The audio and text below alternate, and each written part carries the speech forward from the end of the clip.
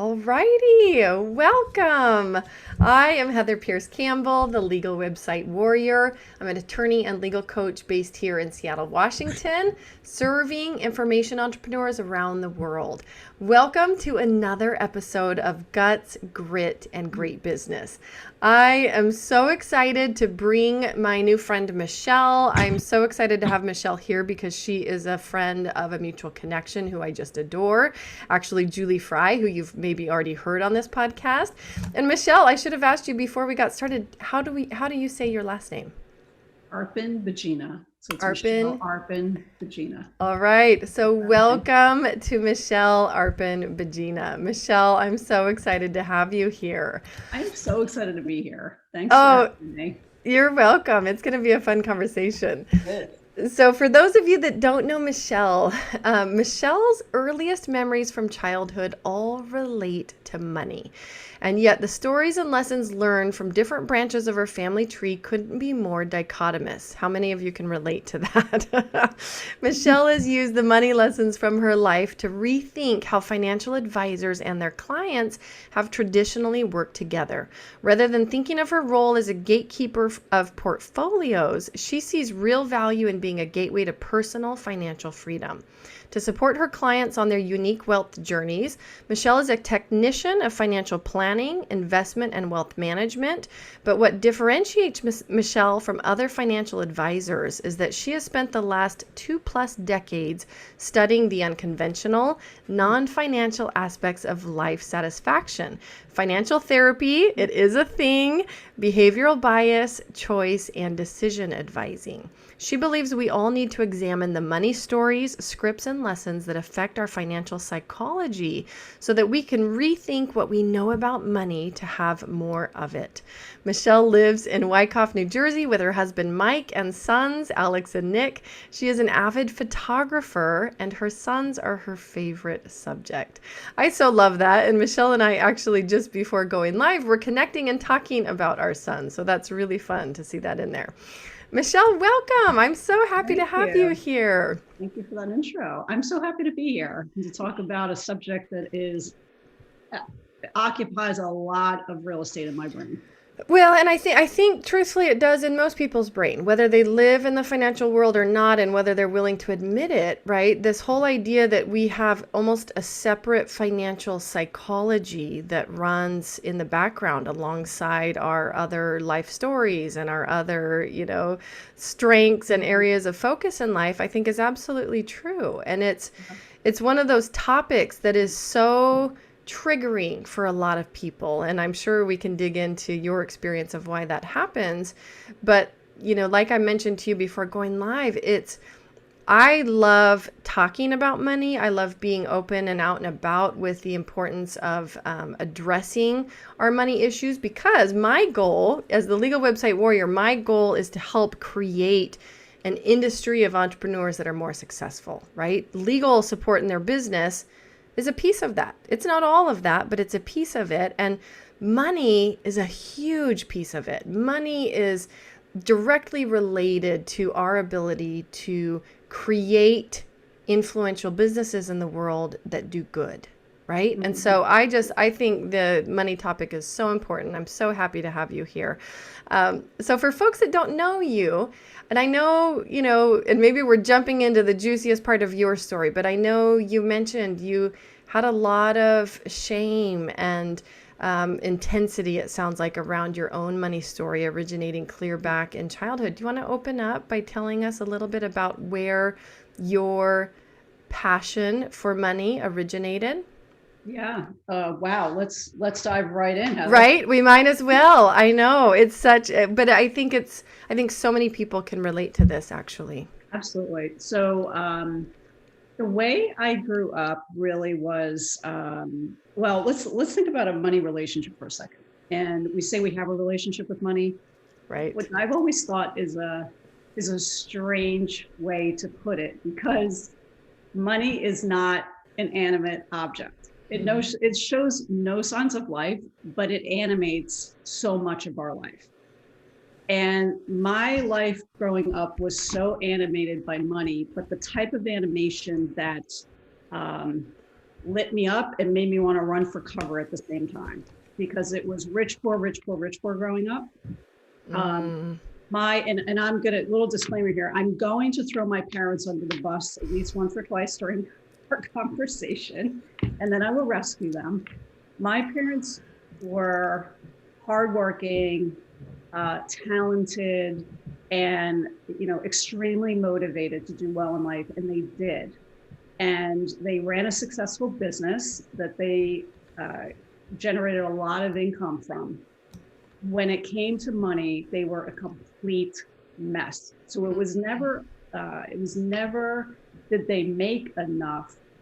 Their behavior around money didn't really allow them to retain, to keep what they had. So it created a rich, poor, rich, poor, rich, poor life. So was that just like feast and famine where sometimes you had it, or did you not see that dynamic from the standpoint of them having it, not having it, just always felt like they didn't have it? Oh no, I saw it. You saw it. Yeah. Yeah. I was actually, in financial therapy terms, I was enmeshed in the conversations. In other words, what we call TMI today. Yeah. Right. So age inappropriate information that was shared. And I think my mom in particular shared things because it was a form of stress relief for her, because she didn't really have another outlet. And the relationship that each of my parents had with money was very different. And then when you combined that chemistry, it was combustion. So I literally saw from two senses. One, because my parents were actually, my mother in particular was very open about what was going on with money, and we had all the toys to prove it. So growing up, the family joke was my father would get a new car when the ashtray was full. You name the car, we probably owned it growing up. And it all sports cars, a lot of adrenaline and toys, motorcycles, sports cars. Eventually, one of the biggest impacts was when my parents bought a yacht with funds that should have been used for my college education when I was 17. We had private airplanes growing up. And I know none of these big ticket items are relatable to anybody's audience, right? Yeah. But here's the thing to know. Every time, because my parents would have large accounts receivable in their business, they always, my father in particular, always had his eye on a very big ticket item. We literally would be down to our last $5.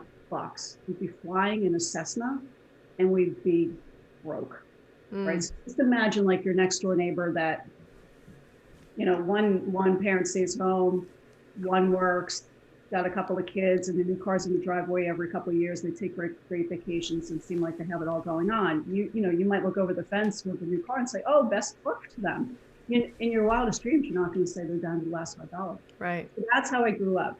Yeah. So I was very aware of a couple of things. I was very aware of the behaviors that I was seeing. I was very aware of the fallout of the relationship and the chaos that it was creating between my parents. And I breathed that in like secondhand smoke, just all my pores. And it made me keenly aware really early on of how connected our emotions are with our money. How could I miss that? Yeah. So that's what I was fascinated by. I mean, it really was like a form of post-traumatic stress, which is you keep watching because your heart and your eyes can't believe what it's saying. So you're going to watch again because maybe I'll see something different. And that was the loop that what it was like growing up. So it just, what I always say is it caused a morbid fascination that turned into an obsession that turned into a vocation for me. Yeah. Really what happened. Well, and this point you make about there being this enmeshment or TMI related to finances, right? I think that a lot of people are familiar with that concept when it comes to other dynamics in a relationship or in a marriage or in regards to raising kids. And I think it's really important to think of that specifically in regards to the money conversation. And even when I think of my experience, like in relating to yours, I think my parents came in with similar differences in money dynamics, but we were somewhat aware of some of that, and it leaked out. I would say that it leaked out. They didn't intentionally put it on us, but it did leak out. And so again, we were aware of, some stress and money things that were going on. It's not like we ever starved or, didn't have a meal, but there were certainly times where we were like pouring milk over bread for our Sunday dinner, and I know that was extraordinarily challenging for my mom, coming from a family where she didn't struggle for money growing up. Like they had enough, and there wasn't this terrible inconsistency. And that part of the equation came in through my dad's side. Yeah, that's so interesting. From your mom's perspective of, just think about the adjustment that she was experiencing something so completely different than what she had grown up on. Right? Yes. And as a child, right. And as a child, you're looking at that through a childlike lens. And so you don't have the full awareness of what that experience must have been like. But as an adult, looking back, like the reality of that is, very heavy, thinking about what an adjustment that was for her, in addition to raising 6 kids and all the other things that come with real life. Yeah, absolutely. And I think, just going back to the TMI and parents, there's so many differences between something that's private or something that's secret, right? Secrets harm, privacy doesn't, right? So I think it is completely appropriate for parents to be open with their children about what they can or cannot afford, what their values are around money. I love when parents talk about their decision-making process, right? And none of these discussions need to discuss any numbers whatsoever. Like, I think people are always petrified. My kid's going to ask me, how much money do I have in the bank, or how much money do I make?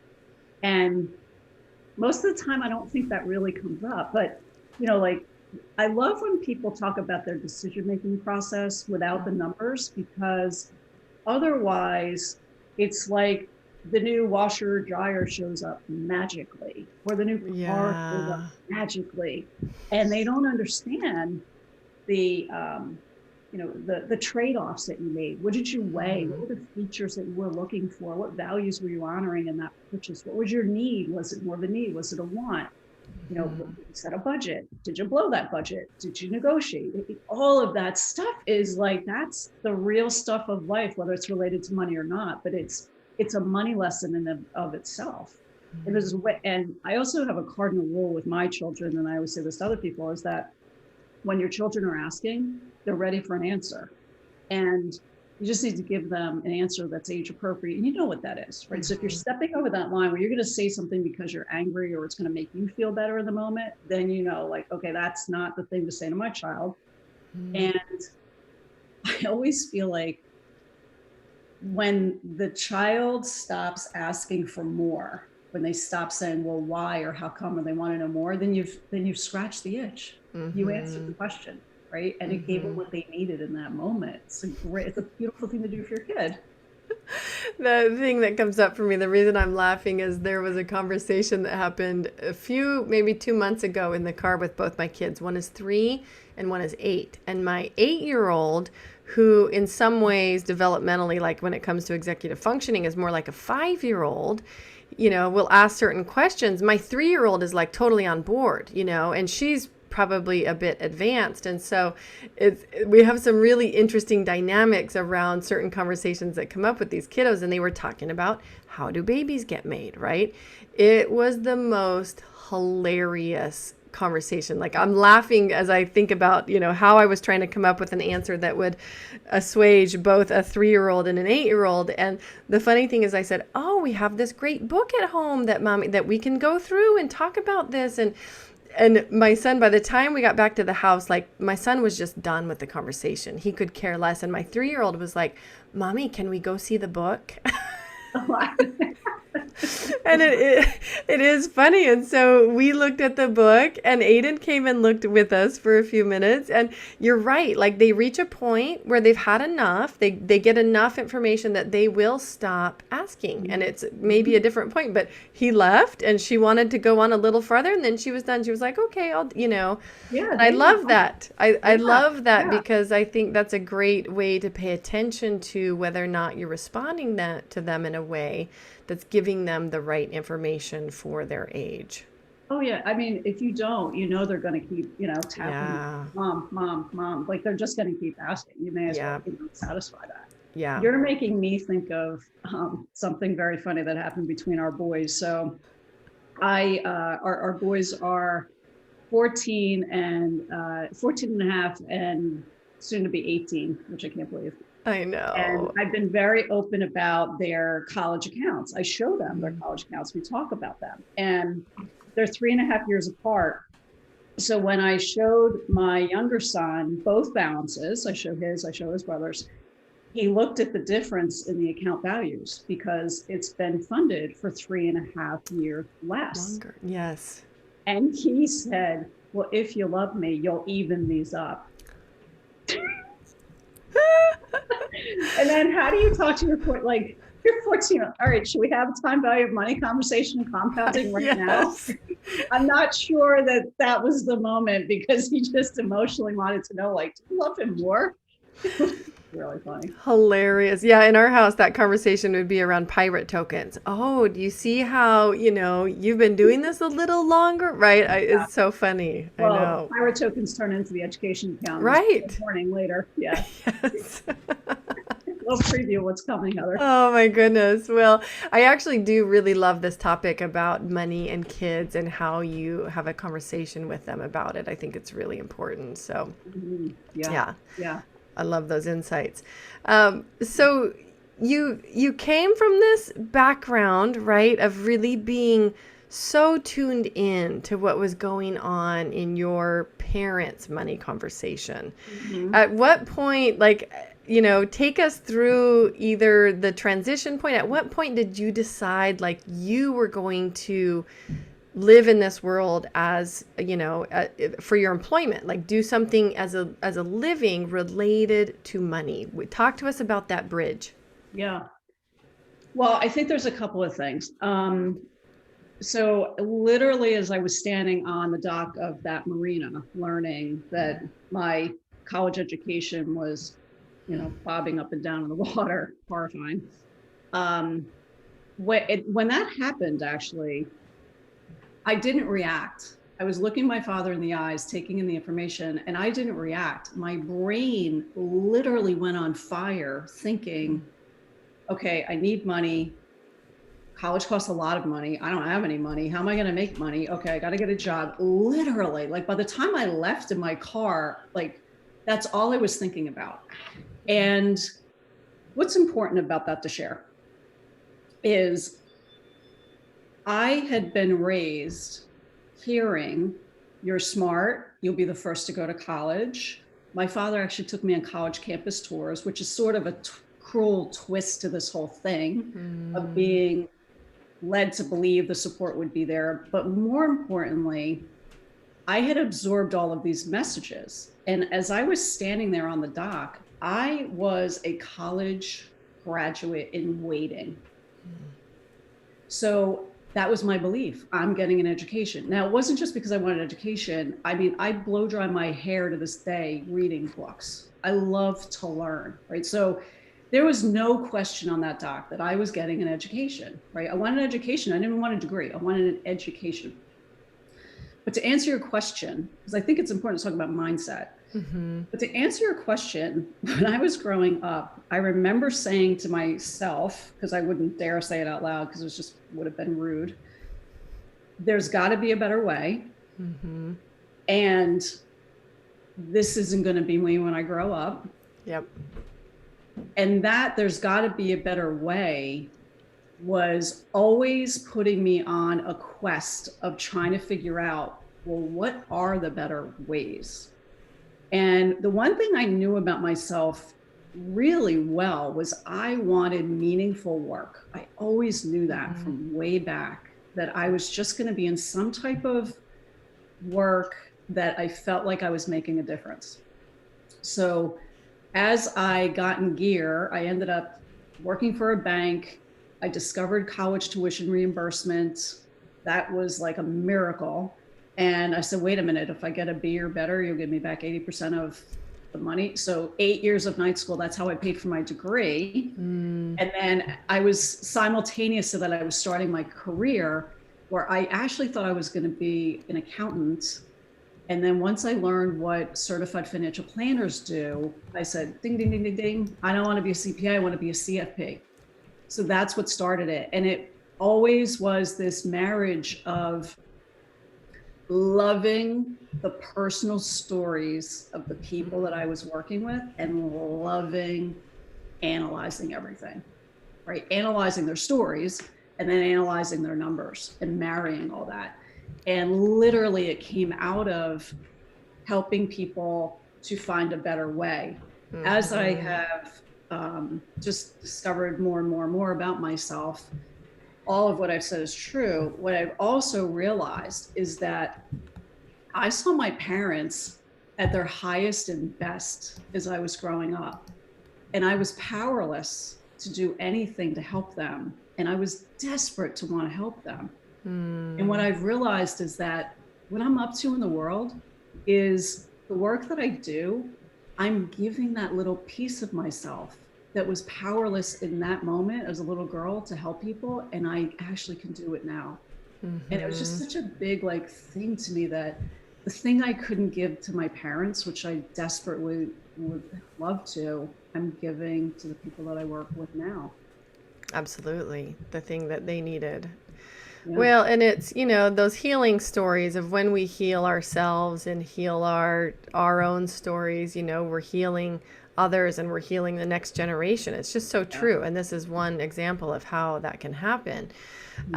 In your work in this field, do you find that there are a kind of a limited number of the most common money stories? Like, is that an unlimited world, or do you find that there's like 5 main different money stories? Great question. So I would say the money stories are unlimited because everybody's got a different background, right? Yep. And our brains are wired to the environment that we grow up in. And as you pointed out earlier, we're witnessing things, we're experiencing things through a very young lens, and we're making them mean things when we don't have the cognitive abilities to understand, to reason, to critically think, right? Because as we evolve, we feel before we think as we're growing up, right? So we sense first, and then we start applying our brain power to it. And okay, so the stories are countless. Everyone has a different story. I mean, this is like everybody's got a different set of fingerprints, right? Yeah. The money scripts, I think, is part of what you're asking, right? So there's some work by some therapists, Dr. Brad and Ted Klontz, their father-son team, and they've done a lot of research around money scripts, which there are 4 main ones, or some other ones, but the 4 main ones are money avoidant, money worship, money status, and money vigilant. So this tends to be the behavior that develops out of those money stories. Exactly. Yeah. So these scripts, each of them has a subconscious belief.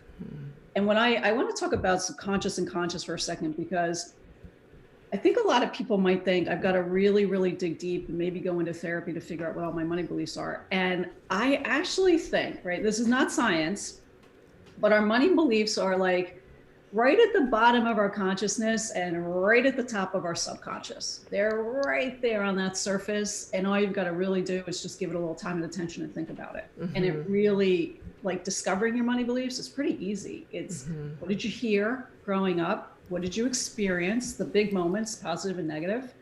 And I'm sorry, what did you hear? What did you see?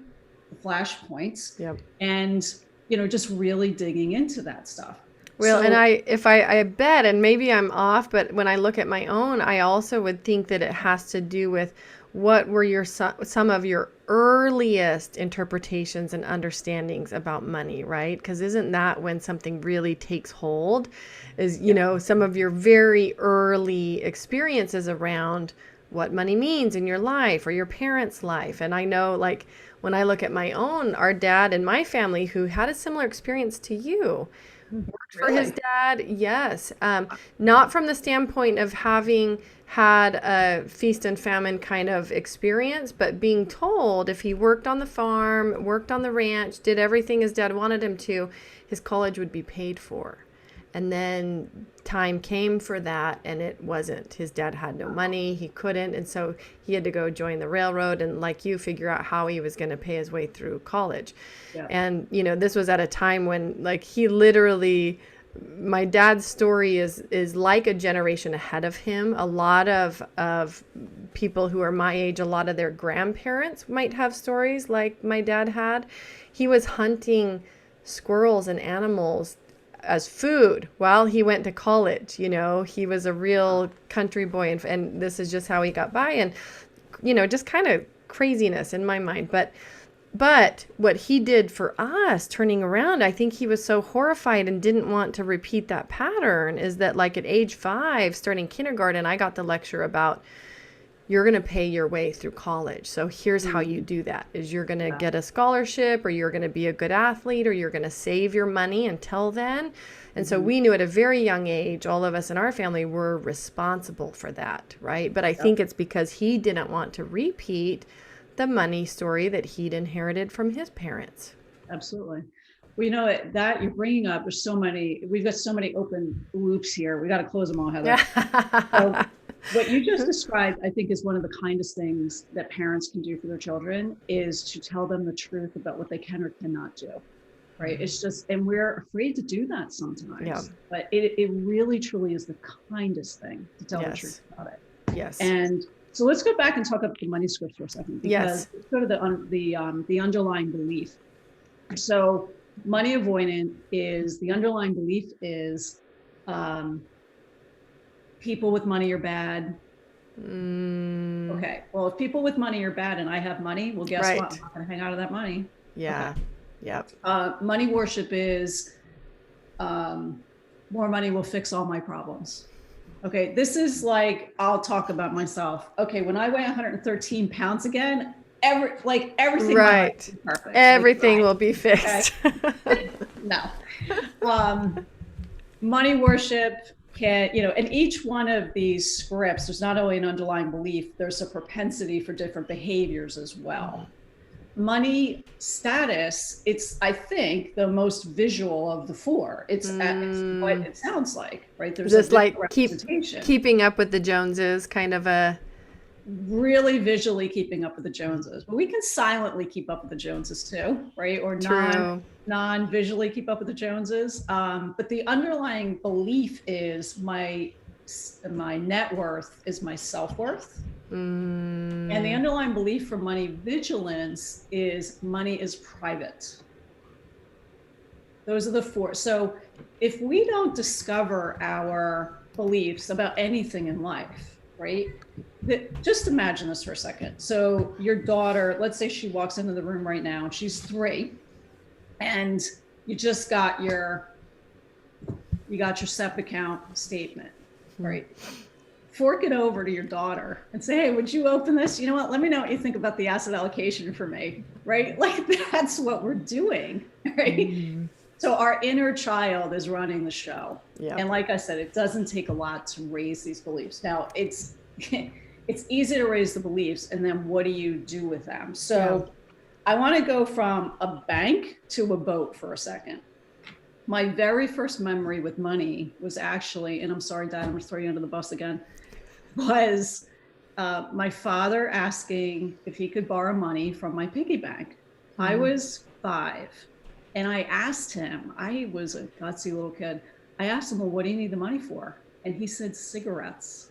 And I said, no, you can't have the money, because I was matching my money with my values. I didn't want to contribute to him smoking, which is bad for him. And I wanted him to be healthy.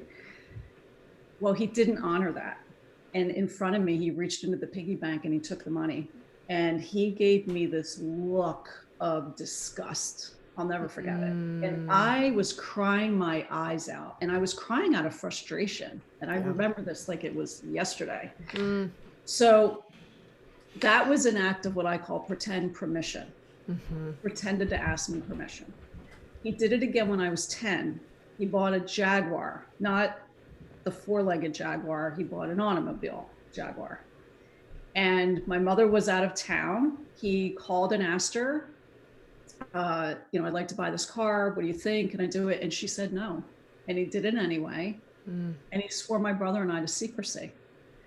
Now, the 10-year-old, I have a bit of a smart ass in me. The 10-year-old in me was like, do you think she's not going to notice when she comes home? Oh my gosh. Okay, so there was an explosion when she came home. This is reminding me, I grew up watching Coach, right? This is the Coach episode where he buys a Harley and parks it in the garage and covers it, under a big tarp or whatever, or under the house. It's going to get discovered. There's no way to hide this. Yes. Exactly. It was like that. Okay, so then fast forward to, is anyone in this audience now surprised that my father bought a yacht with the money that should have sent me off to college? Okay. Yeah. So here's the key, is that his behavior never changed, right? I should have seen that coming with the boat. Really, I should have seen it coming because I observed all this behavior, but it's complicated. They're your parents, right? You rely on them for your safety and security. You just think like they'd never do something like that, right? So the point of my telling all that is that there are behaviors that we're acting out that relate to our beliefs. And if we don't just take a look under the hood and figure out what's our belief and what behaviors are driving, we will just keep repeating the same pattern, right? So there's just a little example of, Michelle from 5 to 17, that behavior never changed. The difference with, someone once asked me fairly recently, like, why is the boat story so impactful to you? It was the first time I took the torpedo. Everything else was happening around me. And I too, we had a house. I never wanted for food. We had the basics. And by all outward appearances, it looked like we had it all going on, right? But behind a closed door, it was a very different story. And the thing that I wanted the most growing up was to feel secure. And I didn't. So I'm very driven for security. Yeah. Well, and I think the security instinct is quite natural, and particularly on the female side of the equation, where that usually comes first as a primary driver for a lot of areas, and then we can get into tackling some other things. But if we don't have security, it becomes this almost fight or flight response to that issue or that conversation. Yeah. Oh, yeah. Well, it's been proven now with fMRI studies that fear around money, in particular with the stock market, when it is declining, we experience that exactly as if it is a life or death situation. Oh, that's right. Well, and you look at, divorce statistics from the legal field, right? Come from the legal field. And it's a massive percentage of, it's like 90% of divorces are driven by lack of money, differences in money. Like, it's a huge, huge part of the equation around why relationships fall apart. Yeah. The travesty about money causing divorces or contributing to it is for families that have resources. They have enough money coming in, right? What drives the divorce rate is not necessarily the amount that you have or not, it's the communication around it. That's exactly right. That's where it falls down, right? Because think about this, when we're sitting across from each other on a Zoom and we're talking about our money. Well, I brought my parents, and can you see my grandparents, and can you see my great grandparents, and my kids are probably in here too, and so does everybody else. Yes. Right? So we're all here. There's a lot of people here talking about a topic that never gets aired out. So That's right. Well, and I even think about, so, my husband and myself, we grew up with very different circumstances around money. I had a stay-at-home mom. I was one of 6 kids. We were very poor for a big portion of our growing up experience. I mean, we were provided for, but there was some secretive stuff. I remember my mom buying us girls small things, like literally a little bottle of lotion. And, there were 4 of us, but if she did that, that was a splurge. She would tell us, go sneak this up into your room. I don't want your dad to see it, because she didn't want the confrontation. She didn't want the dynamics that came with her not having control over any portion of that money conversation, and so tired of the fight that she just was unwilling to do it. Yeah. Right. Yeah. Oh, but yeah. And so, all the time. Yes. So I have, my own experience around money and childhood and how that informed my beliefs around money. But then my husband was a single child, 2-parent income, both worked for Procter and Gamble, never had conversations about money because they always had enough. Mm-hmm. Right. So his awareness of money and the feeling of needing to be on top of it or really be strategic, it was never in his awareness as a child. So it tends not to be in his awareness as an adult. And the differences of trying to come at the money conversation with totally opposite experiences. It is, whether you want it to or not, this conversation about money. We have plenty of other people in the room here with us, just like you described. Yeah. Yeah. Well, I mean, he really came from more than enough. Yes. And you came from just enough. Yeah. That's very different. Yeah. Well, and modeling of very different approaches around whether you even talk about money and, parents that don't. Mm-hmm. Right. Really interesting. Absolutely. Yeah. So where do you see, when in your work with clients that you're doing now, I mean, it sounds like you can go way back and go deep and dig out all of these things out of the closets, right? Is that where you start? Yeah. Where I actually start is with one of my favorite questions, which is, what does wealth mean to you? Mm. And I don't ask, what does being rich mean? Yeah. And the reason that I like that question, well, you know what, so can I ask you a question? Yes. What does wealth mean to you? Oh, wealth to me means feeling like my cup is full across the board, but across all areas of life, right? Relationships, work-life balance, being able to feel rejuvenated, right? So even from an energy standpoint, to me, that's a huge portion of, feeling wealthy and feeling abundant. Having time for relationships, having time in my life to do some of the things that are really life supporting and joy inducing. And a big portion of that is whether or not our financial picture looks the way that it could or, should, to be able to support that, let's call it time and life balance. Mm-hmm. Yep. So tell me about, when you say do really life supporting, joy inducing types of things, what would some of those things be?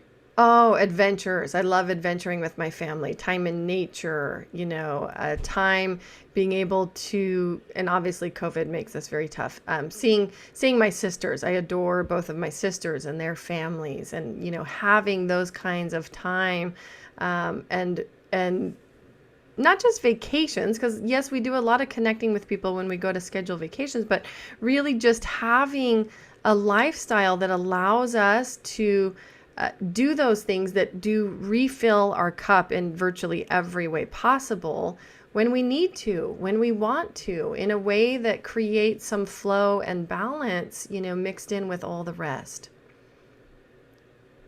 And we finally got to it. So the universal answer is to what does wealth mean? Is I'd like to do what I want, when I want, how I want, with who I want. Right. And that's totally what you described. And you've also revealed some of your values, your family, nature, adventure. You've told me that time is really important to you. We could go on. Yep. But by asking the question, what does wealth mean to you? The answer is always financial and non-financial, Yep. right? Money animates our life. There's no doubt about it. It touches every fiber of our being. It just does. So asking that question, it's my favorite because the person is going to give me their definition of what they want their life to be. And planning your money is really in service to that. Right. So the answer to that question, I am probably, right, if we keep going deeper and deeper, what I'm going to understand about you is who you are, what you value, who in your life you value, all the relationships. I'm going to understand what you're doing, what you want to do. We didn't get into aspirations. We would go there, right? You would tell me, like, you would paint me this beautiful picture. And to just see like a couple of questions, like easy, right? Okay. So then some of the tricks are, like, if you look at your, we don't often think about looking at our values through the lens of money, but they're there. And where we can feel out of balance is when we are not earning to support the things we want to do. When we are earning and we're not spending where it's in alignment, this is where we can start to feel out of alignment. And all of this probably sounds harder than it is. It's pretty easy to do, right? The first step always is kind of taking that step into the dark cave because we haven't been here before, right? Like, what I think is so fascinating, thankfully, is that I think we're coming into an era where we're all talking about mental health more and more. And what's always flabbergasted me is the brain is just another organ in the body. Why are we not, if we had, if our appendix needed to be taken out, wouldn't we take care of it? So we need to just take care of our brain. So therapy, right? People are going to therapy. People are seeking mental health professionals more, but yet I'm not sure that when people are stressed about their money or concerned about their money, that they are not necessarily knocking on the door of a therapist for that reason. They're not saying, there's something with my money I got to explore. They're going for other reasons and they just don't touch that rail. So I hope we come to a day where I got a money issue and you think about an advisor and you think about a therapist. Because one of them is going to help you differently. Maybe a coach. Yeah. But, there are people out there that can really hold space and help you uncover, right? So I think some of our stuff with money, we don't get a chance to normalize it because we don't speak about it. And I think I'm just going to interrupt because I think that what you just said is so important and unique to money, that the level of shame around it keeps people stuck in a way that they may not stay stuck in other areas of their life. Yes. So can we go there for a second? Totally. Okay. So the boat, by the way, was called Another Toy. And when you're healed, when you can laugh. And when I first finally was able to tell that story, a girlfriend of mine said that boat should have been named Michelle's Tuition. Just burst out. And the fact that I could laugh, I was like, I'm good. Yeah. I kept that story. It was the money secret that hid in plain sight. I mean, I wanted to keep the secrets of my parents' spendthrift behavior under wraps. It was, in fact, when I really wrestled with this, the reason that I didn't share with anyone that my parents chose to buy a boat, I mean, no one knew, was because my 17-year-old self feared others would wonder what I had done to deserve that. Well, right. That's the only way you could interpret it as a child, right? Is like, oh, they obviously value the boat more than they do my future, right? Because we just are not able to separate out the real issues. Exactly. Right. And so what a shame-inducing experience to feel like, which kids do, because they can't possibly put blame on the parents. It's not what children do. Right. It's not what children do. That's exactly right. And it took a lot of years to unwind it. The fast version of the story is that I ultimately got to the point where I was ready to talk about it. And telling the boat story, bar none, was beginning to tell it was one of the hardest things I ever did. And thankfully, I had read enough Brene Brown to understand that petri dish that she talks about where shame lives. And that was certainly alive in my life. I actually signed up for a public speaking course, a one-day public speaking course, with the intention that if I had the chance to tell the story, that I would.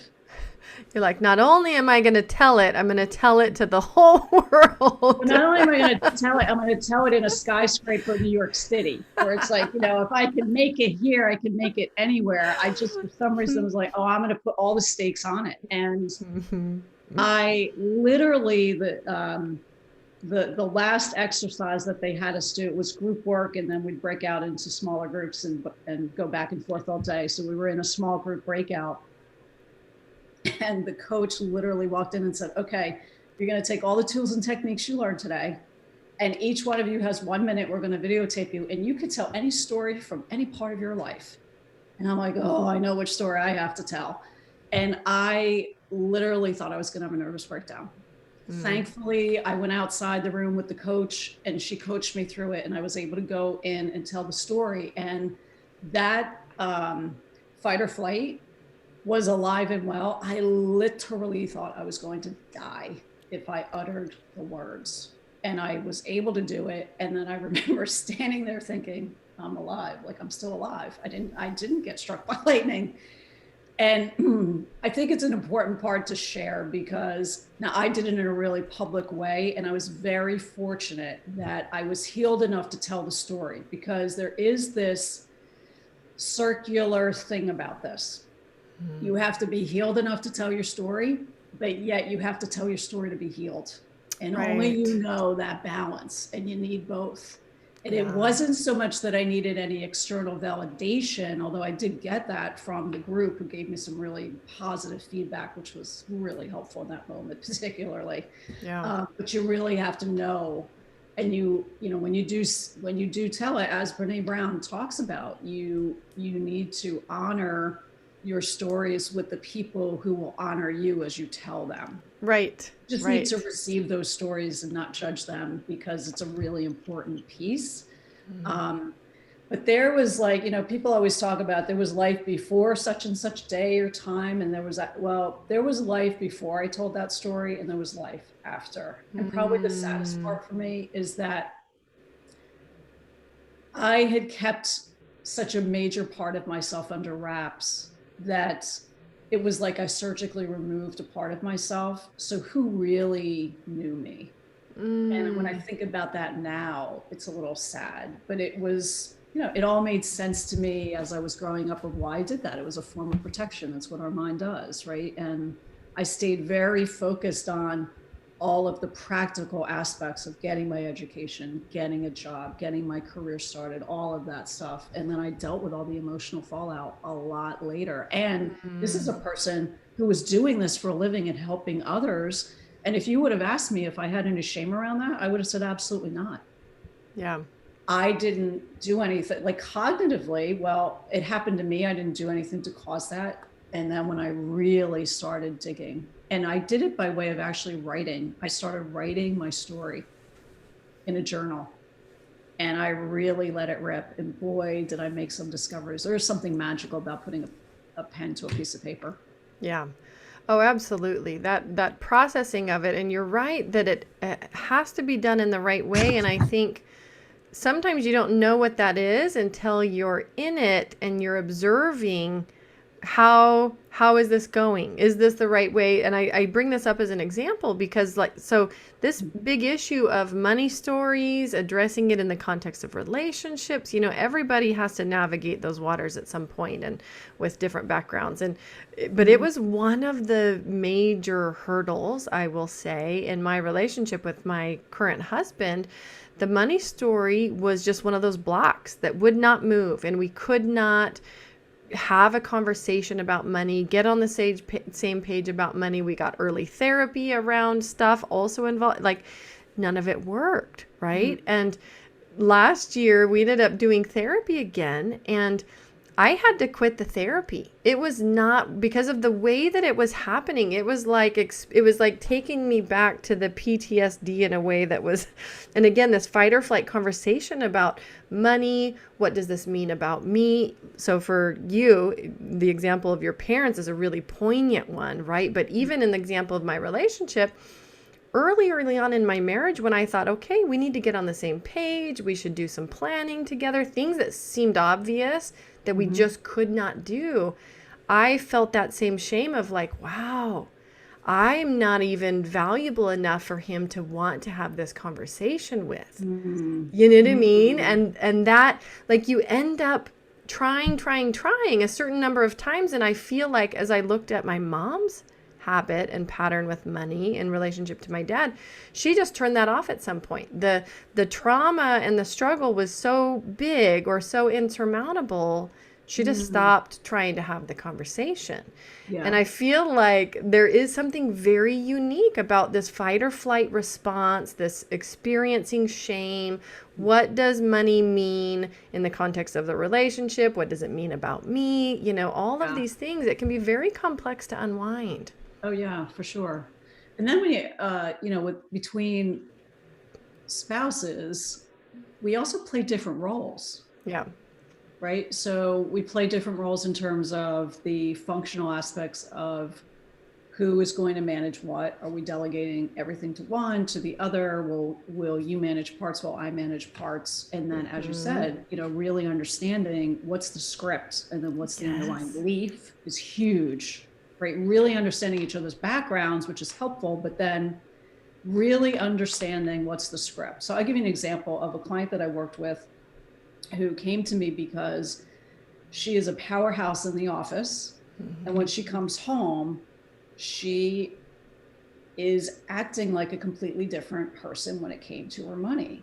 And what we were able, and she had delegated everything to her husband, and that was fine in her marriage until it wasn't. She wasn't comfortable with that anymore, and she wanted to play a different role and was having a really hard time doing that. And what we uncovered is that she heard money is private as she was growing up. And that splashed all over her relationship with her husband. Money is private. So even in her marital relationship, I can't talk about his money. I can't talk about money with him because money's private. It was stopping her from. And what the irony is, she knew exactly what she wanted. She knew exactly who she wanted to be in the relationship with him around money. But there was this belief. And then once we unpack that, the cool thing about all kinds of change when you discover beliefs is that you don't only get the impact of the thing that you're trying to change, you get all of this other positive impact of things that you didn't even know needed improving. Because when you change, like there's all these other things that upgrade along with it, which is sort of the magical part of it too.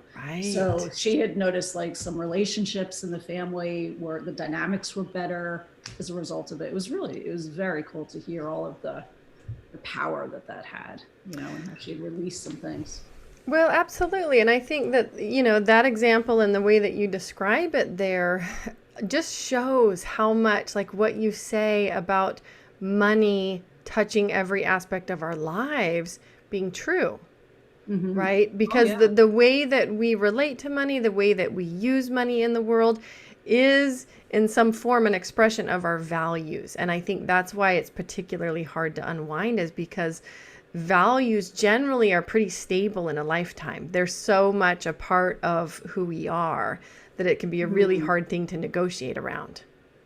Yeah, although I think, yes, I do agree with that. And then our values do more. We have these core values, but we, for example, we may want achievement as we are going through our careers. Yeah. And then that may, that light might dim a little more as we get older, and maybe health is more of a priority or value, right? So I think there are like primary, and then there are these secondaries that, fade away, become less important. Other things, their profiles raise, so to speak, as we, move on. But I think, what's really interesting about women in particular, kind of going back to this client, is the role that she was playing in one world versus another.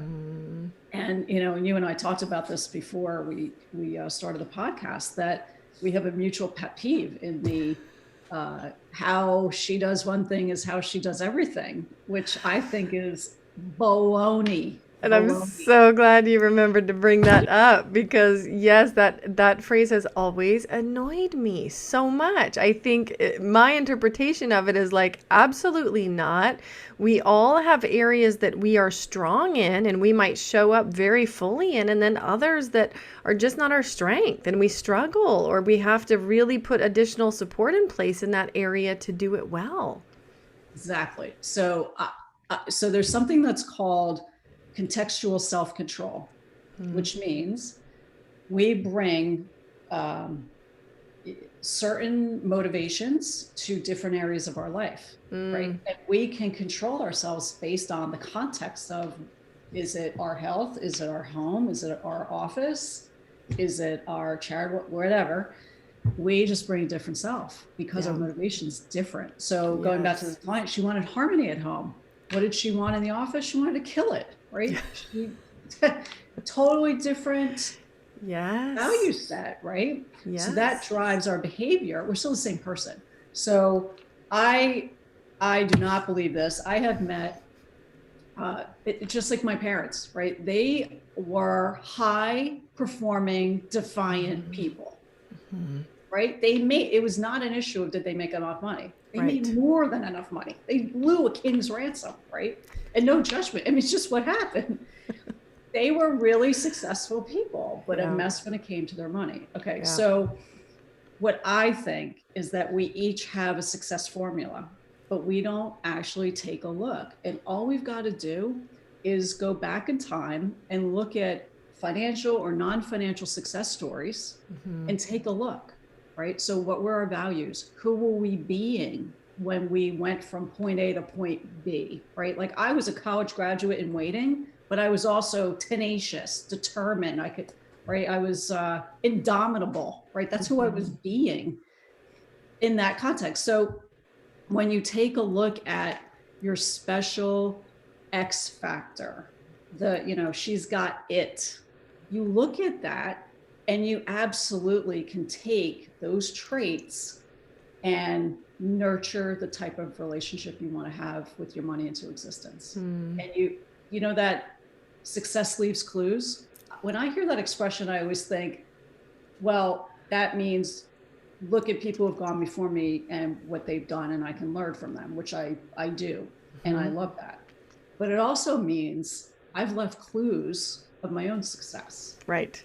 And I can look at that and use that as well. But I don't think we really stop and think about ourselves that way, that, that anybody who's listening to this podcast is a successful person in her own right. Now she's just got to maybe take a look at, well, what really did make me a success? And how could I use some of that to bring about the type of relationship, the type of money that I want to have to show for all this hard work that I'm doing. Absolutely. Well, it's such a fascinating, complex, right, multifaceted topic. I love that you are in the world of hosting this conversation, facilitating this conversation with other people, with your clients.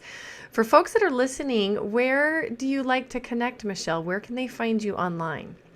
The best place to find me is my website, which is Michelle AB. It's Michelle with 2 L's, AB.com. And actually, if they go to my homepage, they can find the Good with Money Success Formula Guide that I put together to address this contextual self-control and how she does one thing is not how she does everything. Oh, I love that. I love that you've got a tool built around that, because I agree so much. We, as much as women are so multifaceted, I feel like, and I don't, this could be off. I apologize if I offend anybody by saying this, but in my experience, men are much more easily able to compartmentalize certain aspects of their life, and women, like, all the pieces mush together. It's like a little bit like a multicolored clay ball that's in a swirl versus a pie piece, right?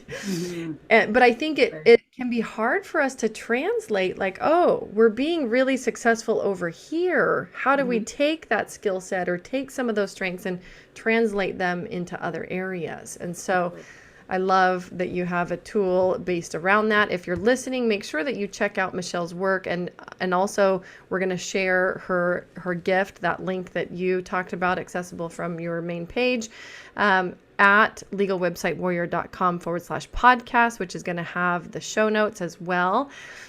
Michelle, it's been so great to connect. I know this is just a very small portion of the conversations that you have with your clients. What else, what final thoughts would you like to leave with the listeners today? Any takeaways, any next steps, any quotes, anything?